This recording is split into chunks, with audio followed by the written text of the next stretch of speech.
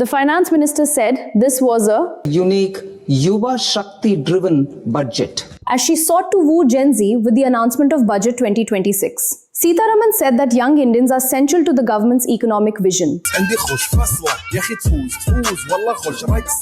Here's how. On the education front, 5 new university townships near industrial corridors are planned, bringing campuses closer to jobs. For design students, a new National Institute of Design will be set up in eastern India. Along with this, gaming and content creation get a major push. The budget backs animation, visual effects, gaming and comics, an industry which is projected to require 2 million professionals by 2030. The finance minister announced setting up of content creator labs in 15,000 schools and 500 colleges. For women, the budget promises one girls' hostel in every district aimed at improving access, safety, and participation in higher education. On mental health, the government announced the establishment of a new National Institute of Mental Health and Neurosciences in North India, along with upgrades to existing ones. For Gen Z, this means better access to specialized mental health care and more trained professionals in the system. The budget also proposed a national digital knowledge grid to document India's cultural and heritage sites. The government says this will create jobs for content creators, researchers, and tech partners. For travel and holidays, the budget focuses on tourism, setting up a National Hospitality Institute and training 10,000 tourist guides to create jobs and support local economies.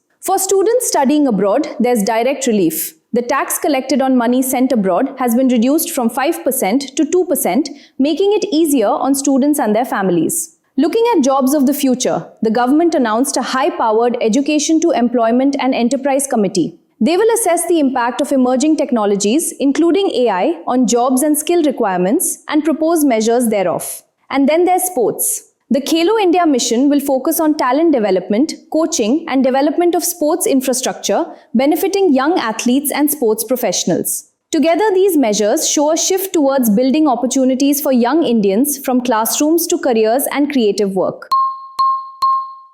Don't forget to subscribe and follow us.